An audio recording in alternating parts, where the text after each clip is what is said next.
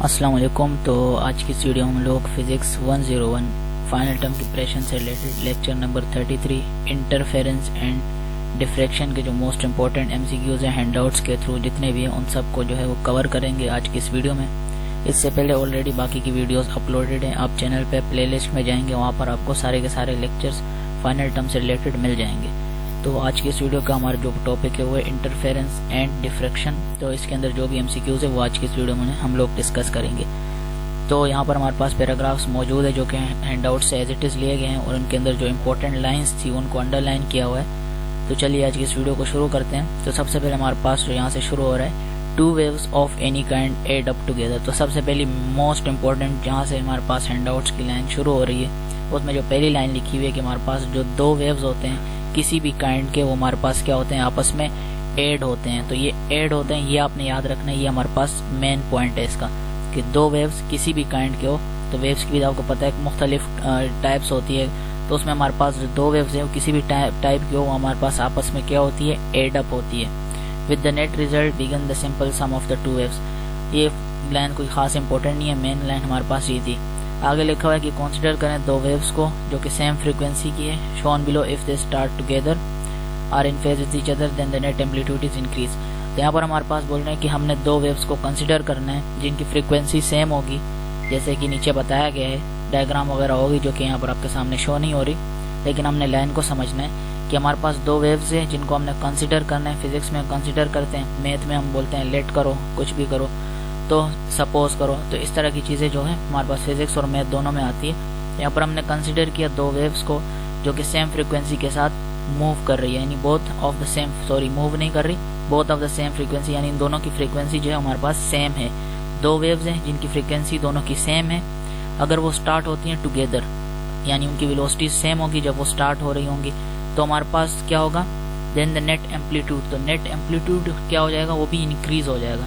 याद रहे दो वेव्स होंगी, फर्ज करें हम कंसिडर कर रहे हैं कि दो वेव्स को अगर उनकी फ्रीक्वेंसी सेम हो और उसी के साथ हमारे पास वो एक ही साथ शुरू हो, यानी एक जगह पे है, फ्रीक्वेंसी सेम है उनकी और स्टार्ट भी एक ही टाइम पे हो रहे हैं, तो उनकी नेट एम्पलीट्यूड क्या हो जाएगी, वो भी इंक्रीज हो जाएगी। और इसको हम क्या कहते हैं, इस पूरे फिनोमेना को जो भी हमने पढ़ा, दो वेव्स को कंसिडर करें, फ्रीक्वेंसी सेम हो और वो एक ही टाइम पे स्टार्ट हो दोनों, तो उसका क्या होगा, हमारे पास नेट एम्पलीट्यूड इंक्रीज हो जाएगा और इस पूरे फिनोमेना को हम कहते हैं कंस्ट्रक्टिव इंटरफेरेंस। तो ये लाइन आपको एज इट इज याद होनी चाहिए।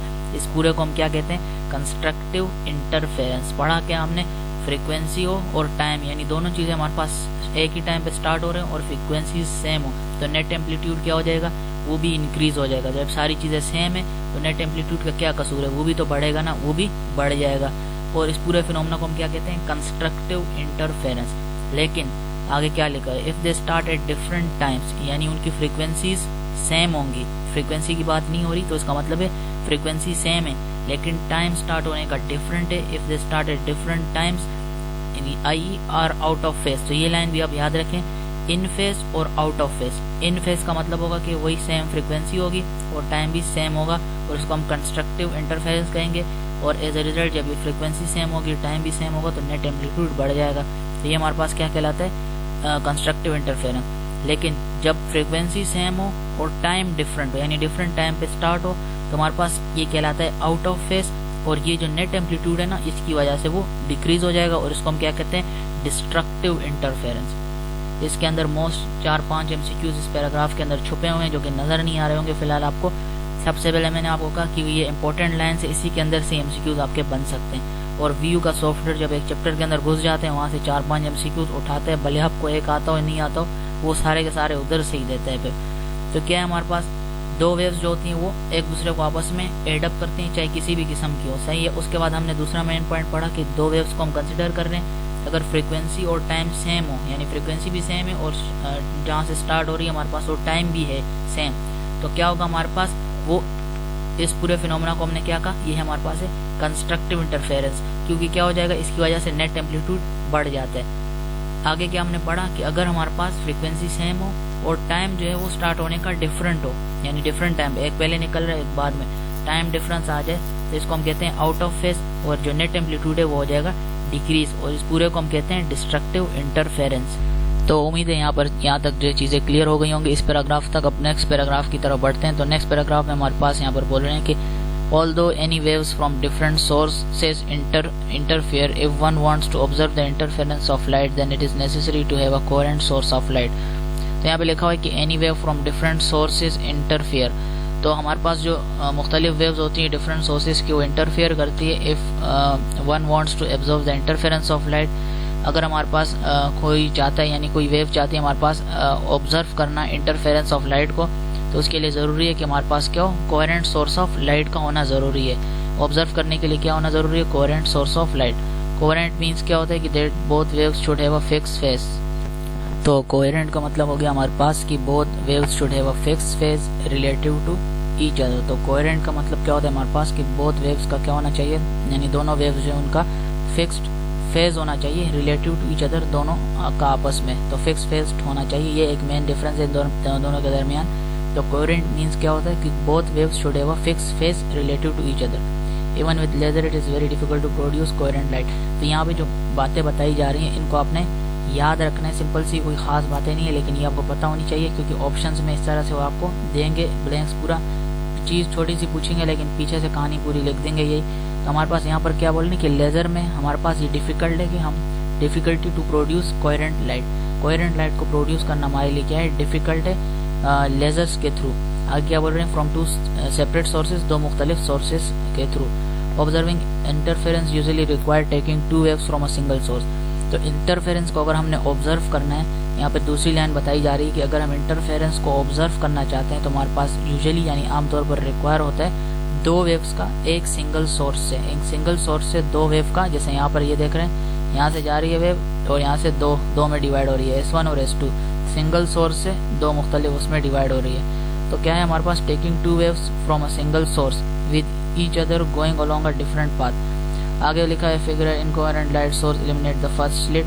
तो एलिमिनेट किसको करते हैं, फर्स्ट स्लिट को करता है, ज़्यादा इंपॉर्टेंट नहीं है। इनकोहेरेंट लाइट जो होती है वो किसको एलिमिनेट्स करती है, एलिमिनेट नहीं बोल रहा, इल्यूमिनेट बोल रहा हूँ, from the first slit. Uniform and coherent elimination the second screen. ये कोई खास लाइन ही नहीं है, मेन चीज़ यहाँ पर ये थी हमारे पास कि coherent source of light, then it is necessary to have a coherent source of light. ये जो पूरी लाइन हमने पढ़ी, waves from different source interference, if one wants to observe the interference of light then it is necessary to have a coherent source of light। ये एक important line थी हमारे पास।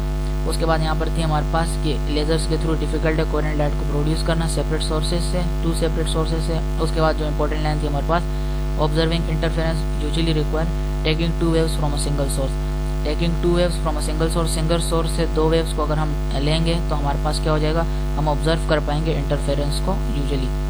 और बस ये इंपॉर्टेंट लाइन्स इसके अंदर। उसके बाद यहाँ पर लिखा हुआ है on the third screen and create pattern of alternating line and dark fringes. किसके थ्रू होते हैं, then waves from the slits S1 and S2 के थ्रू थर्ड स्क्रीन पे पैटर्न बन जाते हैं हमारे पास अल्टरनेटिंग लाइट का, डार्क फ्रिंजेस का। ये दो देख रहे हैं आप, S1 और S2। जिस तरह से ये कोई खास लाइनें नहीं है, फालतू की लाइन है। मेन जो तीन लाइनें थी वो मैं आपको बता चुका हूँ। अब आगे यहाँ पर इंपॉर्टेंट लाइन लिखी है, whenever there is a bright fringe. तो जब भी हमारे पास ब्राइट फ्रिंज होगी तो कंस्ट्रक्टिव इंटरफेरेंस जो है वो बनेगा, यानी वो अकर होगा। तो क्या होगा, ये दोबारा आपने पढ़ लेना। ये लाइन जो है आपने एज इट इज याद रख लेनी। ये इंपॉर्टेंट लाइन है कि जब भी हमारे पास ब्राइट फ्रिंज होगा तो कंस्ट्रक्टिव इंटरफेरेंस जो है वो होगा। आपने पढ़ा होगा कि एक कंस्ट्रक्टिव था और एक डिस्ट्रक्टिव था। ऊपर जब फ्रीक्वेंसी सेम थी और टाइम सेम था तो कौन सा था, कंस्ट्रक्टिव था। और एम्पलीट्यूड को, नेट एम्पलीट्यूड जो था वो बढ़ रहा था, इंक्रीज हो रहा था। लेकिन जब हमारे पास, वो दोबारा मैं रिपीट कर रहा हूँ, टाइम लगेगा, तो हमारे पास जब वो फ्रीक्वेंसी सेम थी, टाइम जो है वो डिफरेंट था, तो क्या हो रहा था, नेट एम्पलीट्यूड डिक्रीज हो रहा था और इसको हमने डिस्ट्रक्टिव कह दिया था। तो यहाँ पर क्या है, ब्राइट फ्रिंजेस है, तो क्या कहलाएगा कि जब भी ब्राइट फ्रिंजेस होगी हमारे पास तो कंस्ट्रक्टिव इंटरफेरेंस अकर होगा। लेकिन इसी के साथ क्या है, and wherever there is a dark fringes destructive interference होगा। ब्राइट होगा यानी रोशन होगा तो कौन सा होगा, कंस्ट्रक्टिव होगा। लेकिन डार्क होगा, अंधेरा टाइप होगा यानी कम होगी, तो हमारे पास डिस्ट्रक्टिव इंटरफेरेंस अकर होगा। ये दो पॉइंट्स आपको याद होने चाहिए। ये आपके अलग अलग MCQs बन सकते हैं, हो सकते हैं इनमें से कोई एक आपके पास आ जाए। तो ये चीज़ें जो है सिंपल और स्टार्ट में कोई कहानी लिख देंगे। फिजिक्स में आपको पता है दो लाइनों के MCQs वो देते हैं और वो एक लाइन कितनी लंबी लाइन होती है। तो मेन चीज़ यही पूछेंगे कि ब्राइट फ्रिंजेस में क्या होता है, तो हमारे पास क्या होता है, कंस्ट्रक्टिव इंटरफेरेंस। और डार्क इंटरफेरेंस में क्या होता है, डार्क फ्रिंज में क्या होता है, डिस्ट्रक्टिव इंटरफेरेंस। आगे लिखा है when a wave is reflected and the interference of two media the phase will not change. तो जब हमारे पास वेव जो रिफ्लेक्ट करता है इंटरफेरेंस ऑफ टू मीडिया के दरमियान, तो हमारे पास क्या होता है, फेज जो वो चेंज नहीं होता if it goes from larger reflective index to a smaller one, अगर वो लार्जर रिफ्लेक्टिव इंडेक्स से स्मॉलर की तरफ मूव करे। But for smaller to larger there will be phase change of a half wavelength, लेकिन जब हमारे पास जो स्मॉलर टू लार्जर होगा यानी स्मॉल से लार्ज की तरफ मूव करेगा तो हमारे पास जो फेज होगा उसमें चेंज कितना आएगा, हाफ वेवलेंथ का चेंज आएगा। ये कोई ज़्यादा खास तो नहीं है लेकिन हम इसको कह सकते हैं क्योंकि ये लाइनें जो लिखी हुई हैं इनको हमें पता होना चाहिए कि जब हमारे पास वेव रिफ्लेक्ट कर रही है at the interference of two media, दो मीडिया के दरमियान, तो फेज जो है वो चेंज नहीं होगा। अगर वेव रिफ्लेक्ट कर रही है इंटरफेस ऑफ टू मीडिया के दरमियान तो हमारे पास फेज चेंज नहीं होगा इफ इट गोज फ्रॉम, अगर ये हमारे पास लार्जर रिफ्लेक्टिव इंडेक्स से स्मॉलर की तरफ मूव करे। लेकिन यहाँ पे बताया गया है कि अगर वो स्मॉलर से लार्जर की तरफ मूव करे तो फेज में जो चेंज आएगा वो हाफ वेवलेंथ का होगा। आगे लिखा हुआ है one can show this using Maxwell equation and applying the boundary condition but this will require some advance studies. ये कोई उन्होंने वैसे ही बता दिया टीचर ने कि अगर हम इसको करें आगे तो इसकी कोई खास जरूरत नहीं है, सिंपल लाइनें बता रहे हैं कि अगर हम इसको एडवांस में, हमने नहीं जाना एडवांस में। यहाँ पे क्या लिखा है, when light falls upon a thin film of soapy water oil ETC it is reflected from two surfaces. सही होगा ये बात। यहाँ पर क्या बता रहे हैं कि जब हमारे पास लाइट जो है वो फॉल करती है upon a thin film of soapy water, तो हमारे पास जो सोपी वाटर यानी सोप किससे बनता है हमारे पास, अगर वो पानी के साथ रगड़ते हैं झाग जो बनती है, अगर उसके ऊपर हमारे पास लाइट फॉल करती है या फिर ऑयल पर, तो हमारे पास क्या होता है, ये रिफ्लेक्ट होती है दो सरफेसेस से। एक लाइट किस सरफेस से होती है, एक तो ऊपर वाली सरफेस से होगी और एक दूसरी सरफेस हमें नहीं पता। तो क्या है, on the top surface the reflection is with change of phase by, इसको क्या बोलते हैं, pi where is at the lower surface there is no change of phase. तो फेस जो है टॉप सरफेस पे होती है हमारे पास रिफ्लेक्शन। यहाँ पे आप देख सकते हैं एक जो यहाँ पर आ रही है डायरेक्ट टॉप सरफेस से, ये भी टॉप, ये जो टॉप सरफेस से लाइट होती है यहाँ एक टॉप सरफेस से होती है और एक नीचे जाके फुल, उसके बाद फिर वापसी रिफ्लेक्ट करती है। तो दो रिफ्लेक्शन फेजेस थे हमने ऊपर देख लिया, एक टॉप है और एक बॉटम में जाके वापसी जा रही है। तो टॉप सरफेस पे रिफ्लेक्शन जो होती है उसको हम शो किससे करते हैं, change of phase by pi where is the lower surface there is no change of phase. यहाँ पे बात क्या कर रहे हैं, ऊपर कहा कि दो सरफेसेस होती है जिनके थ्रू जो है वापसी लाइट रिफ्लेक्ट होके जाती है। पहले सरफेस को हमारे पास क्या होती है, वहाँ पर चेंज ऑफ फेज होती है जिसको हम पाई से रिप्रेजेंट करते हैं, लेकिन लोअर फेस पे हमारे पास चेंज ऑफ फेज नहीं होता। लोअर सरफेस पे हमारे पास चेंज ऑफ फेज नहीं होता, अपर पे यानी टॉप सरफेस पे होता है जिसको हम पाई से रिप्रेजेंट करते हैं। This mean that when waves from the two surfaces combine at the detector your eyes they will interfere. तो जब हमारे पास ये जो वेव्स हैं from the two surfaces combine at the detector, तो डिटेक्टर की जगह कौन सी होगी, जब हमारे पास ये दो वेव्स आपस में मिलती हैं तो शायद ये जो पॉइंट है हमारे पास ये इनका डिटेक्टर पॉइंट होगा जहाँ पर ये दोनों आपस में मिलती हैं। यानी ये नीचे वाली इधर आई, ये नीचे वाली इधर आई और ये नीचे से जो आ रही है ये ऊपर सरफेस के साथ और नीचे वाली नीचे से ऊपर जाके दूसरी सरफेस के साथ मिलती है। तो ये हमारे पास क्या होती है, two surface combine at the detector. तो जो दो सरफेसेस है वो आपस में कंबाइन हो रही है। फर्स्ट करें ये आ रही है नीचे इधर तक आई और ये नीचे वाली ऊपर से आके इसके साथ ऊपर वाली सरफेस के साथ बॉटम वाली मिल गई, तो ये पॉइंट क्या कहलाता है, डिटेक्टर कहलाता है। दे विल इंटरफेयर, और ये आपस में इंटरफेयर करेंगी। और यहाँ पर आप फेस देख सकते हैं कितना है, 180 डिग्री। जब नीचे से आ रही है फेस उसके साथ मिलेगी तो एंगल कितना बन रहा है, 180 डिग्री का। और नीचे बॉटम पे कितना होता है, 0 degree change, 0 degree face change, 0 degree face change और 180। टॉप पे कितना होगा, 180 होगा, बॉटम पे 0 होगा। ये आपने याद रखना है। नेक्स्ट हमारे पास जो MCQ बन सकता है वो इधर से बन सकते हैं कि यहाँ पे क्या लिखा है, film almost from here n is index of reflection of the film medium. तो एन को हम क्या बोलते हैं, index of reflection for the medium. तो एन आपने सिंबल याद रखना है, किसका सिंबल है, index of reflection for the medium. और यहाँ पे कुछ फॉर्मूलाज यानी इक्वेशन लिखी हुई है। The condition for destructive interferences, तो डिस्ट्रक्टिव इंटरफेरेंस के लिए जो कंडीशन हमारे पास है वो क्या है, 2nd equal to m lambda, m equal to 0.12, इसी तरह चलता रहेगा। और इसी तरह हमारे पास कंस्ट्रक्टिव इंटरफेरेंस के लिए है 2d equal to m plus half lambda, और m क्या हो सकता है, 0.12 और कुछ भी हो सकता है। तो ये चीज़ें जो है हमारे पास यहाँ पर दी हुई हैं, तो ये आपको याद होनी चाहिए एज इट इज। एटलीस्ट ये जो चीज़ें 2nd किसके इक्वल होते हैं, m लेमडा के किस कंडीशन में होगा, डिस्ट्रक्टिव में, और ये कंस्ट्रक्टिव में क्या होगा, m प्लस हाफ लेमडा। ये चीज़ आपको याद होनी चाहिए। अब नेक्स्ट MCQ हमारे पास है, interference is why thin film give rise to colour, a drop of oil floating on water spread out until it is just few micron thick. It will have thick and thin portion. Thick portion of any non-uniform thin vapor appears blue. तो बस यहाँ तक कोई खास line नहीं है। यहाँ से एक मोस्ट इंपॉर्टेंट लाइन हमारे पास है, थिक पोर्शन जो है हमारे पास किसी भी नॉन यूनिफॉर्म थिन फिल्म का वो अपेयर हो जाते हैं ब्लू, यानी उसका कलर क्या हो जाता है, ब्लू हो जाता है। थिक पोर्शन का किसी भी नॉन यूनिफॉर्म थिन फिल्म का क्या हो जाते हैं, ब्लू हो जाते हैं। Because the long wavelength red light experience destructive interference. क्यों होता है, वो डिस्ट्रक्टिव इंटरफेरेंस की वजह से होता है। जो थिनर पोर्शन होता है वो रेड हो जाते हैं क्योंकि शॉर्ट वेवलेंथ की वजह से ब्लू लाइट इंटरफेरेंस डिस्ट्रक्टिवली। तो ब्लू लाइट होती है, शॉर्ट वेवलेंथ होता है जिसकी वजह से हमारे पास डिस्ट्रक्टिवली लाइट इंटरफेयर करता है डिस्ट्रक्टिवली। बस इसमें कोई खास चीज़ें नहीं है। कंस्ट्रक्टिवली और डिस्ट्रक्टिवली लॉन्ग होता है उसमें शॉर्ट होता है। कलर कौन सा होता है, इसमें कलर का आगे रेड होता है और इसमें कौन सा कलर होता है, ब्लू होता है। तीन डिफरेंस इनके आपको याद होने चाहिए, चीज़ें क्लियर हो जाएंगी। एक तो है थिक, दूसरा है थिन। थिक में क्या है, हमारे पास ब्लू लाइट अपेयर हो रही है और वेवलेंथ क्या है, लॉन्ग है। लेकिन हमारे पास इसके ऑपोजिट डिस्ट्रक्टिव, इसके क्या और इंटरफेरेंस कौन सी हो रही है, डिस्ट्रक्टिव हो रही है। थिनर पोर्शन में लाइट रेड है, वेवलेंथ शॉर्ट है और इंटरफेयर क्या कर रहे हैं, डिस्ट्रक्टिवली कर रहे हैं।